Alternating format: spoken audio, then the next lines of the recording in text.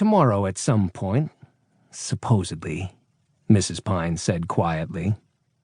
Then she turned to the young man who appeared at the bottom of the stairs, a pencil behind one ear and glasses askew on his nose.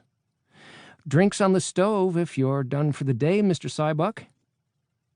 Emmett Sybuck, their only guest, sighed happily. "I could just stay here forever. This place is amazing." "Well, we're so glad you've enjoyed your visit. Hey, about that, Mrs. P." Oh, no. Milo stifled a groan. His mom patted his shoulder. The young man crossed the dining room and came to lean on the back of the love seat. "I was thinking," he said, "one more day and I'll have every window at least sketched. Would it be a huge pain in the neck if I checked out day after tomorrow?" Milo slurped in a huge mouthful to keep himself from answering. Yes, it would, actually. I personally would find it a huge pain in the neck." His mother, of course, said what Milo had known she'd say. "Oh, that's no problem, Mr. Sybuck." Their guest beamed. "Thanks, ma'am, and I wish you all would just call me Emmett." "You're welcome, and I'll try, Emmett. But, old habits die hard." Mrs. Pine glanced into the kitchen. "Mrs. Carroway leaves tonight, though, so just be aware that meals will be a little less fancy tomorrow." "It could be toast and instant noodle soup, and I'd be perfectly content," Emmett assured her. "I'm a simple fellow at heart, and in a pinch, some of my colored pencils are kind of tasty. Not that I've tried them or anything." Milo's mother laughed. "It won't come to that." "Well, thanks again. And hey, thank you too, Milo." Milo turned, surprised. "What for?" "For letting me impose on your holidays. I promise I'll be out of your hair before Christmas Eve. I know how it is."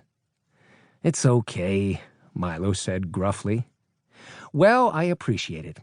And now that I don't have to pack tonight, I think I'll relax and just stare at the fire a while." He drummed a short ba-da-ba-bump on the back of the love seat with his palms, then straightened and went into the kitchen. "You think he's really an art student?" Mrs. Pine asked in an undertone. "Probably," Milo said. "That, or he's Skellinson in disguise, wanting to make sure his precious chandelier's being looked after properly." They'd been amusing themselves with speculations like this since the day Emmett had showed up. "He's too young for Skellinson." Milo eyed the guest's back critically. "Lots of makeup and super thin rubber prosthetics like in the movies. You can do miracles with that stuff." Maybe. Among the many occurrences that had made last year's winter break about the strangest time in Milo's life was the discovery at Greenglass House of a cartoon, a valuable drawing of a stained glass window by a mysterious artist named Lowell Skellinson. One of the inn's guests at the time, Dr. Wilbur Gauerwein, had presented the cartoon along with a lecture at Nagspeak's City University over the summer.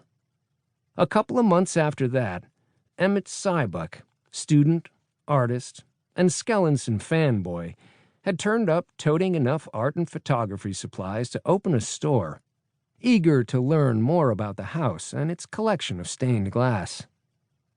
It wasn't Dr. Gauerwein's fault.